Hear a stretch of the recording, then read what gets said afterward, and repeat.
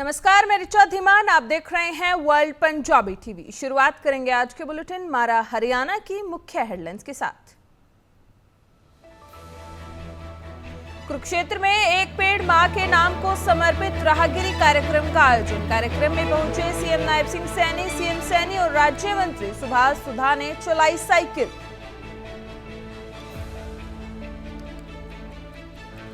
केंद्रीय ऊर्जा मंत्री मनोहर लाल से मिले प्रदेश अध्यक्ष मोहन लाल बडोली। दिल्ली स्थित निवास स्थान पर हुई मुलाकात। आगामी विधानसभा चुनाव को लेकर हुई चर्चा।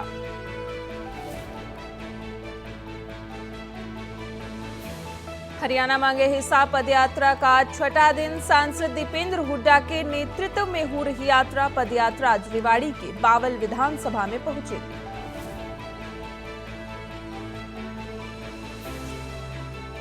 सोनीपत से विधायक सुरेंद्र पवार मामला। कांग्रेस एमएलए पर रेड के बाद ईडी का खुलासा। कोर्ट ने 9 दिनों का रिमांड किया मंजूर। 29 जुलाई तक ईडी की हिरासत में रहेंगे एमएलए। रेड के दौरान कई करोड़ जब्त। लॉकर ट्रस्ट के दस्तावेज भी मिले।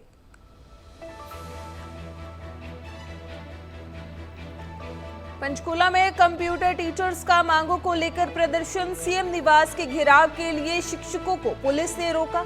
सीएम से मीटिंग करने के भरोसे पर किया प्रदर्शन खत्म। 24 जुलाई को फिर से उतरेंगे सड़कों पर।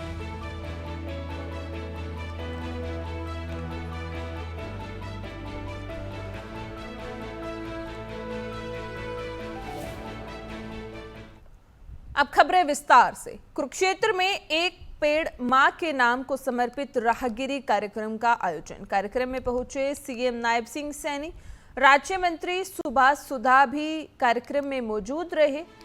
सीएम सैनी और सुभाष सुधा ने इस दौरान साइकिल चलाई। आपको बता दें कि कुरुक्षेत्र में राहगिरी कार्यक्रम का आयोजन किया गया और ये कार्यक्रम एक पेड़ मां के नाम को समर्पित रहा। और इस कार्यक्रम में हरियाणा के मुख्यमंत्री नायब सिंह सैनी मौजूद रहे और इसके साथ ही राज्य मंत्री सुभाष सुधा भी शामिल हुए। और इस दौरान उन्होंने सीएम सैनी और सुभाष सुधा ने साइकिल भी चलाई। तस्वीरें आपके सामने हैं। आपको बता दें जिनमें हरियाणा के मुख्यमंत्री और सुभाष सुधा साइकिल चलाते हुए नजर आ रहे हैं। जो स्टॉल है वो देख रहे हैं। इसके साथ ही उन्होंने साइकिल चलाकर फिटनेस स्वास्थ्य को सही रखने का उन्होंने संदेश दिया है।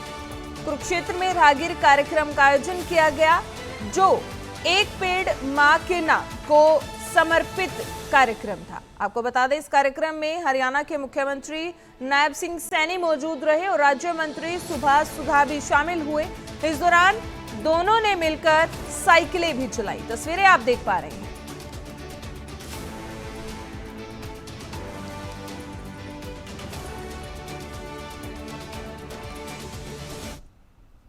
केंद्रीय ऊर्जा मंत्री मनोहर लाल से मिले मोहन लाल बडोली। दिल्ली स्थित निवास स्थान पर यह मुलाकात हुई। आपको बता दें कि हरियाणा बीजेपी के प्रदेश अध्यक्ष हैं मोहन लाल बडोली। आगामी विधानसभा चुनाव को लेकर चर्चाएं हुई हैं।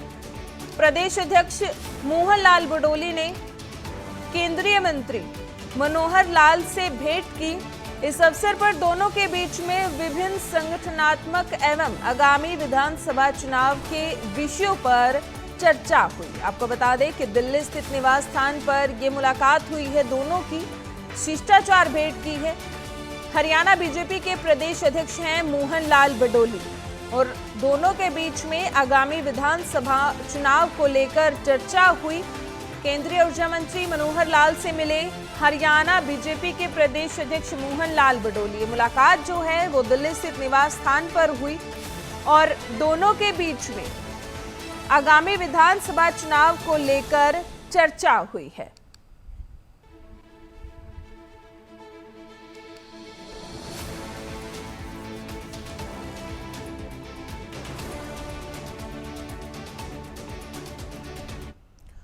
आगे बढ़ते हैं। हरियाणा मांगे हिसाब पदयात्रा का आज छठा दिन है। सांसद दीपेंद्र हुड्डा के नेतृत्व में ये यात्रा हो रही है। आज यात्रा रेवाड़ी के बावल विधानसभा में पहुंचेगी। आपको बता दें कि कांग्रेस द्वारा एक यात्रा शुरू की गई है जिसका नाम है हरियाणा मांगे हिसाब और इस हिसाब में बीजेपी के 10 साल के कार्यकाल जो उन्होंने किए हैं उसका हिसाब कांग्रेस इस यात्रा के दौरान मांग रही है।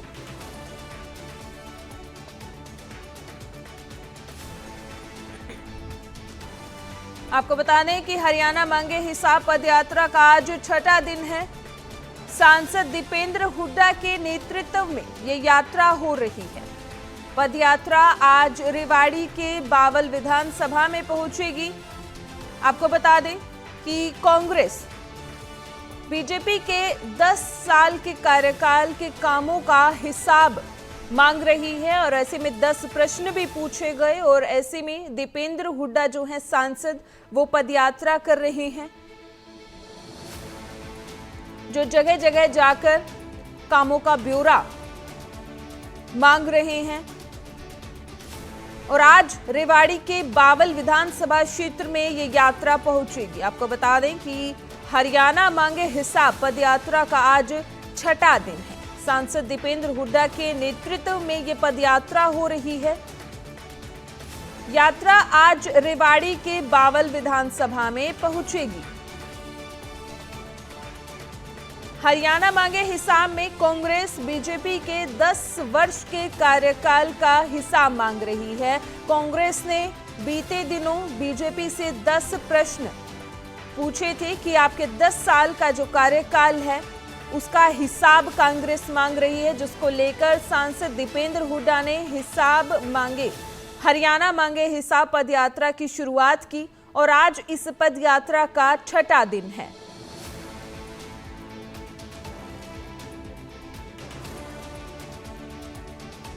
आपको बता दें कि आज रेवाड़ी के बावल विधानसभा क्षेत्र में ये पदयात्रा पहुंचेगी। इस खबर पर अधिक जानकारी के लिए हमारे संवाददाता राजेश हमारे साथ जुड़ चुके हैं। राजेश, आज ये यात्रा रेवाड़ी में पहुंचेगी, क्या कुछ अपडेट है आपके पास?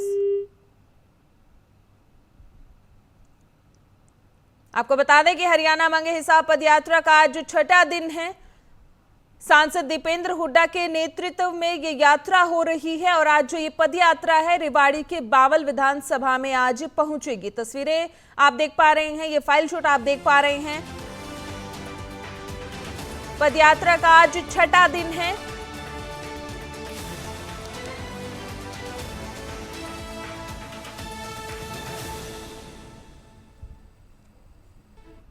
आगे बढ़ते हैं। सोनीपत से कांग्रेस विधायक सुरेंद्र पवार का मामला। कांग्रेस एमएलए पर रेड के बाद ईडी का खुलासा हुआ। ईडी ने 14 दिनों का रिमांड मांगा था, लेकिन कोर्ट ने 9 दिनों का रिमांड मंजूर किया है। 29 जुलाई तक ईडी की हिरासत में रहेंगे एमएलए सुरेंद्र पवार।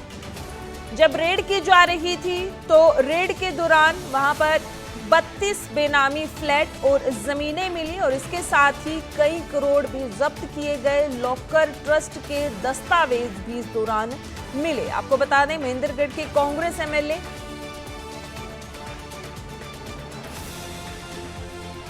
एमएलए पर रेड के बाद ईडी का बड़ा खुलासा हुआ है। 14 दिनों का रिमांड मांगने पर कोर्ट ने 9 दिनों का रिमांड मंजूर किया है।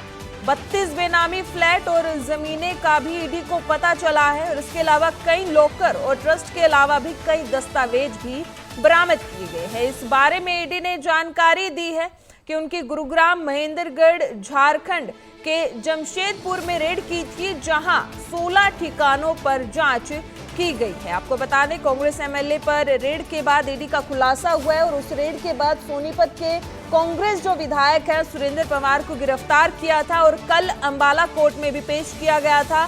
फिर ईडी ने 14 दिन का रिमांड मांगा था, लेकिन कोर्ट ने 9 दिनों का रिमांड मंजूर किया है।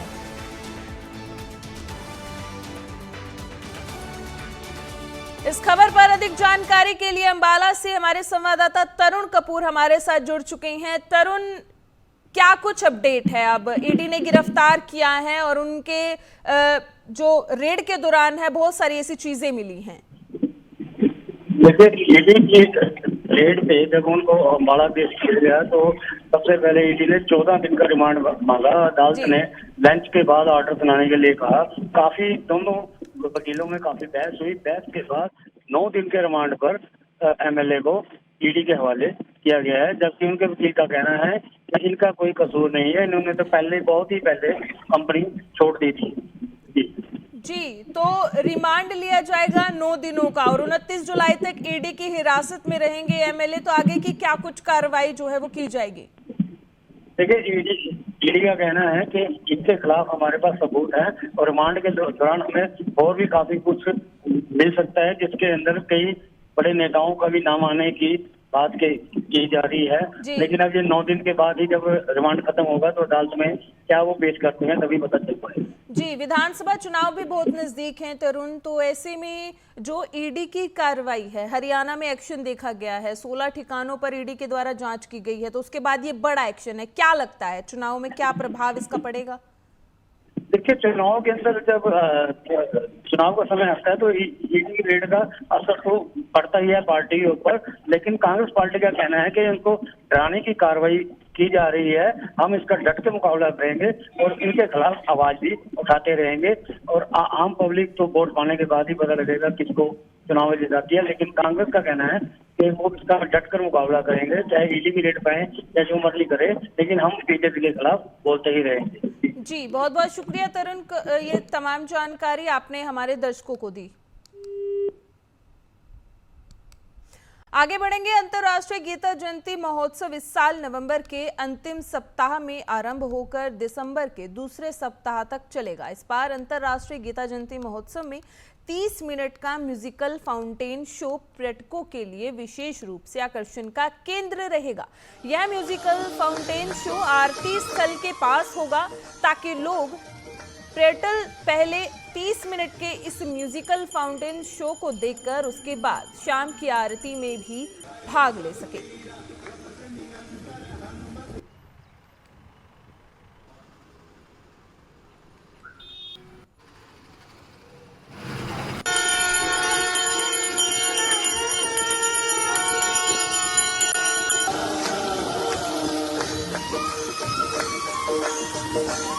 जी, 11 दिसंबर की 2024 में ये मोक्षदा एकादशी है। उसी के इर्द गिर्द 18 दिन का गीता महोत्सव होने वाला है और आरती स्थल हमेशा से ही इस पूरे महोत्सव का मुख्य केंद्र बनता है, क्योंकि जितने भी वीआईपी आते हैं, जितने भी समाज के लोग, जितने भी बाहर से लोग, जितने भी श्रद्धालु होते हैं, शाम के समय में संध्या आरती पर और उससे पहले संध्या भजन में शामिल होते हैं। तो संध्या भजन से पहले इस तरह का प्रतिदिन आधे घंटे का एक म्यूजिकल फाउंटेन शो, जिसमें कुरुक्षेत्र की महत्वता के ऊपर ये फाउंटेन शो होगा। उसके साथ ही एक एलईडी बड़ी स्क्रीन लगी हुई है, तो कुरुक्षेत्र की महत्वता की ही हम आरती भी करते हैं और उसी से रिलेटेड इस म्यूजिकल शो का सब्जेक्ट भी रहेगा।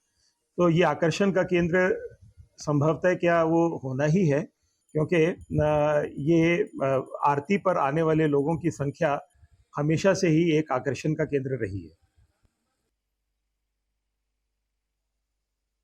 बल्लभगढ़ में जेसीबी रोड के समीप महिला का एक्सीडेंट हुआ। हादसे में महिला घायल हो गई और घायल महिला को अस्पताल भेजा गया।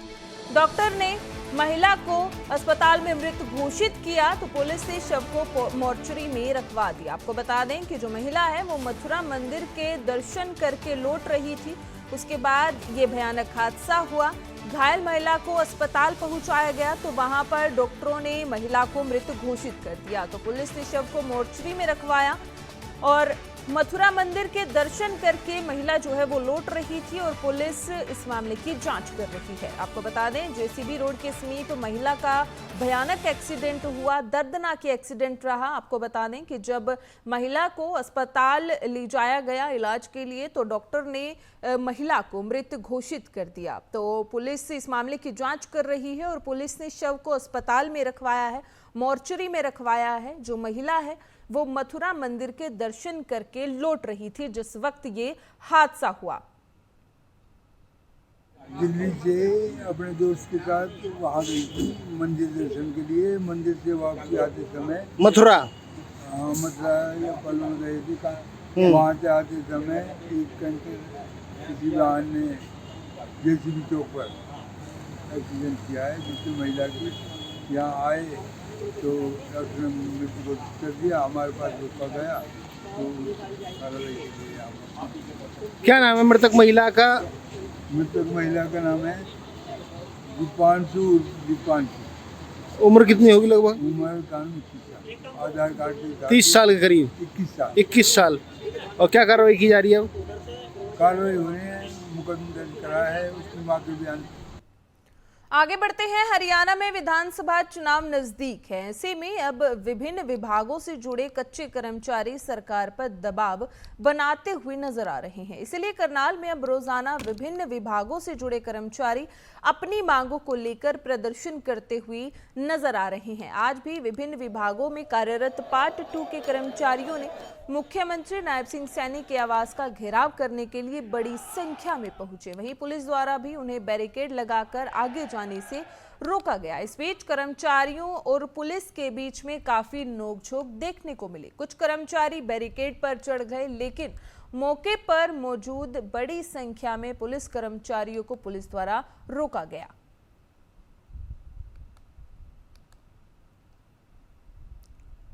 कर्मचारी है वो सरकार की सारी फॉर्मेलिटीज पूरी करके, सारे पेपर वर्क पूरा करके सरकारी कर्मचारी की तरह ही लगा हुआ है।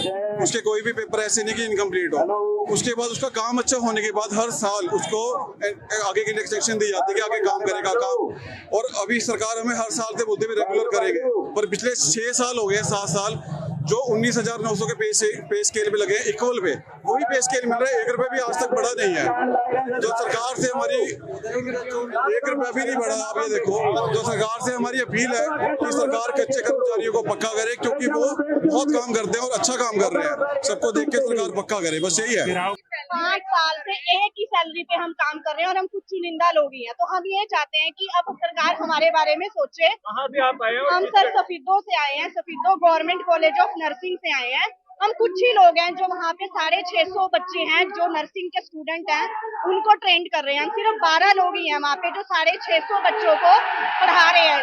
कहने को हम आज का फ्यूचर सेव कर रहे हैं, जिसकी वजह से हम नर्सिंग के बिना तो हॉस्पिटल में कोई काम भी नहीं होता, हम उनको पढ़ा रहे हैं। फिर भी सरकार हमारे बारे में नहीं सोच रही है।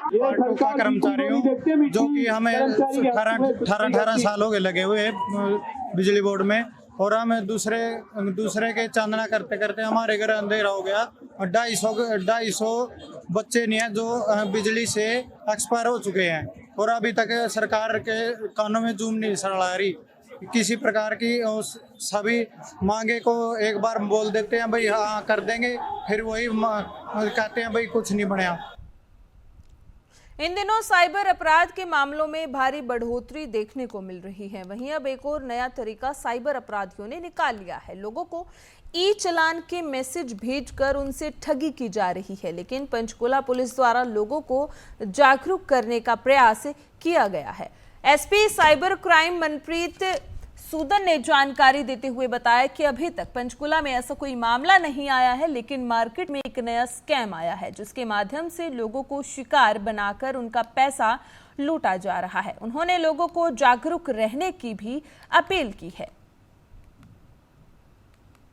बेसिकली अभी एक नया स्कैम मार्केट में आ रहा है जो ई चालान स्कैम करके जिसका नाम है।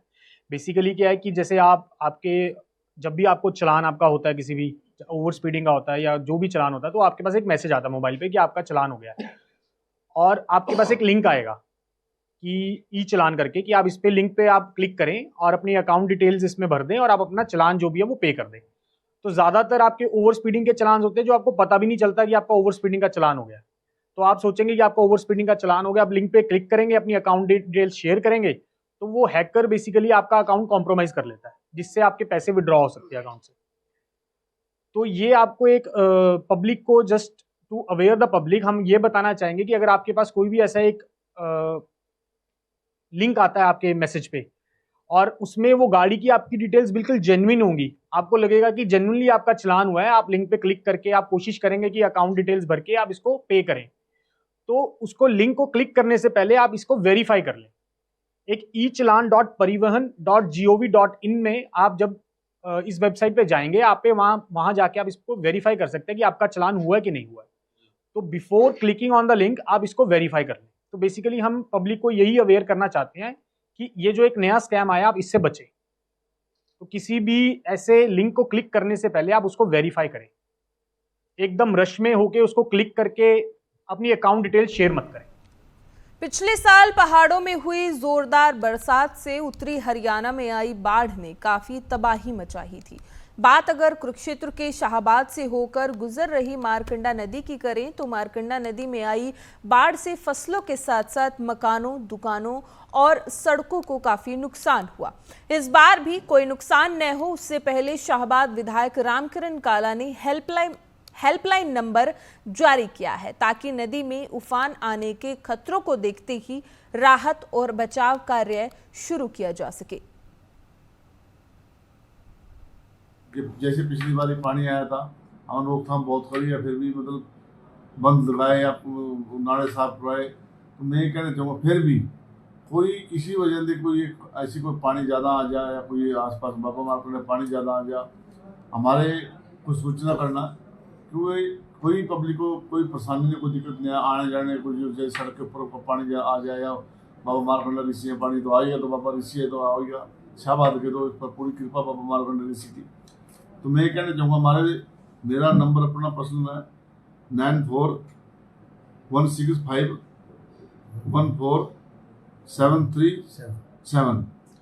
8699699862। ये दोनों नंबर अपने इनके पास सूचना करा ताकि कोई भी हमारे पास कोई दिक्कत कोई ऐसी आपका आ जाए, कोई हम मशीन लेगा, गाड़ी लेगा, हम 24 घंटे तैयार हैं, हमारी टीम तैयार रहेगी ताकि कोई भी किसी को आने जाने को या किसी गांव में या किसी डेरे में पानी बढ़ गया था या कुछ भी डेरे में, तो पहले सूचना आ जाए ताकि हम उस पर। आगे बढ़ते हैं। प्रदेश भर के कंप्यूटर शिक्षकों ने पंचकुला में इकट्ठे होकर अपनी मांगों को पूरा करवाने के लिए प्रदर्शन किया। मुख्यमंत्री निवास के घेराव के लिए कंप्यूटर शिक्षक पंचकुला सेक्टर 5 के धरना स्थल पर इकट्ठा हुए। प्रदर्शन कर रहे कंप्यूटर शिक्षकों को पुलिस ने रोका। पंचकुला एसडीएम से कंप्यूटर शिक्षक के 5 सदस्यीय प्रतिनिधि मंडल की मीटिंग करवाई गई। कंप्यूटर शिक्षकों ने डीसी पंचकुला से बातचीत के बाद प्रदर्शन को खत्म किया। डीसी पंचकुला ने अगले 2 दिनों में मुख्यमंत्री से मीटिंग का भरोसा भी दिलवाया।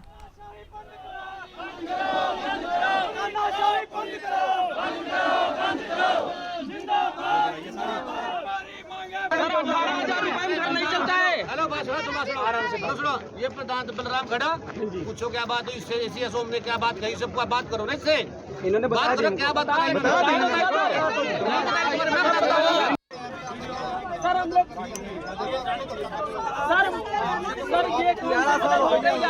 सर हमारे पास क्या दिया आपने? नशे के खात्मे के लिए डबवाली पुलिस ने बनाया मास्टर प्लान। डबवाली को 2023 में बनाया था पुलिस जिला। बढ़ते नशे पर लगाम लगाने के लिए बनाया गया था पुलिस जिला। डबवाली में आईपीएस दीप्ति गर्ग ने संभाला एसपी का पद। पिछले 15 दिनों में डबवाली में पकड़े गए 27 बड़े तस्कर। पंजाब और राजस्थान बॉर्डर एरिया पर डबवाली स्थित है। राजस्थान और पंजाब से डबवाली में किया जाता है नशा। आपको बता दें कि आईपीएस दीप्ति गर्ग ने एसपी का पद संभाला है और पिछले 15 दिनों में डबवाली में 27 बड़े तस्कर पकड़े गए। राजस्थान और पंजाब में डबवाली में किया जाता है नशा सप्लाई। नशे से दूर रहने के लिए युवाओं को पुलिस लगातार जागरूक कर रही है। 123 नशा तस्करों के खिलाफ एफआईआर दर्ज हुई है। इसके साथ ही आपको बता दें नशा तस्करों के खिलाफ पुलिस की कार्रवाई जारी रहेगी, ये कहना है एसपी दीप्ति गर्ग का। नशे के खात्मे के लिए डबवाली पुलिस का मास्टर प्लान 2023 में डबवाली को पुलिस जिला बनाया गया था। बढ़ते नशे पर लगाम लगाने के लिए डबवाली को पुलिस जिला बनाया था। डबवाली में आईपीएस दीप्ति गर्ग ने एसपी का पद संभाला और इस दौरान पिछले 15 दिनों में डबवाली में 27 बड़े तस्कर पकड़े गए। डबवाली पुलिस जिले में हमने यहाँ पे ज्वाइन किया है एज एसपी डबवाली और यहाँ पे जो मेजर प्रॉब्लम है वो एनडीपीएस की है, नशे की है और इसके लिए हमारा हर भरसक प्रयास रहेगा कि जितना हम एनडीपीएस के ऊपर, नशे के ऊपर लगाम लगा सके हर तरीके से, वो हम पूरा प्रयास कर रहे हैं।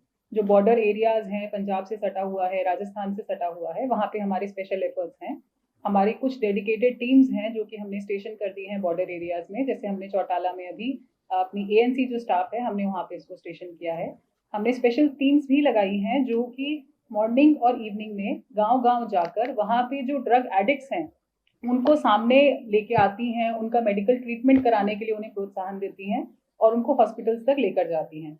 इसके अलावा हमने कुछ टीम्स डेडिकेटेड लगाई हैं जो वहाँ पे यूथ है उनके साथ इंगेज करते हैं, उनके साथ स्पोर्ट्स एक्टिविटीज करते हैं, सो दैट उन यूथ को हम ड्रग्स की चपेट में आने से बचा सकें। आगे बढ़ेंगे। 22 जुलाई को ब्रज मंडल शोभा यात्रा मेवात में निकाली जाएगी। यात्रा को लेकर सभी तैयारियां पूरी कर ली गई हैं। किसी भी तरह की अप्रिय घटना न घटे, इसलिए प्रशासन पूरी तरह से तैयार है। यात्रा को लेकर पुन्हाना उपमंडल अधिकारी लक्ष्मी नारायण ने एडवाइजरी जारी करते हुए कहा कि शोभा यात्रा के दौरान सड़क के साथ साथ दोनों ओर किसी भी प्रकार की मीट मांस मछली की दुकान नहीं खुलनी चाहिए। प्रशासन इस बार बहुत ही सोच समझकर शोभा यात्रा को शांतिपूर्ण ढंग से संपन्न कराने की दिशा में बहुत बड़े और कड़े फैसले ले रहा है। जैसा कि आप सभी को मालूम है, 22 जुलाई सोमवार के दिन जिला नू में ब्रज मंडल जिलाभिषेक यात्रा प्रस्तावित है, जो कि हर वर्ष मनाई जाती है। तो मैं सभी उपमंडल वासियों को इस दिन की सर्वप्रथम शुभकामनाएं देता हूं। और दूसरा, मैं आप सभी से ये कहना चाहता हूं, जो भी मीट मांस का व्यवसाय करने वाले भाई हैं, जिनके खोखे या दुकान वगैरह सड़क के साथ साथ लगे हुए हैं, वो उन सभी से मेरा निवेदन है कि वो प्रस्तावित जलाभिषेक यात्रा के दिन आम रास्तों या सड़कों पर अपने मीट के खोखे या दुकानें वगैरह बंद रखें या दूसरे स्थानों पर स्थानांतरित कर लें। मैं आप सभी से ये कहना चाहता हूँ, क्योंकि हमें अपनी तरफ से भी एहतियात बरतना चाहिए कि किसी भी प्रकार से हमारी वजह से। फिलहाल इस बुलेटिन में इतना ही। दीजिए मुझे इजाजत। धन्यवाद।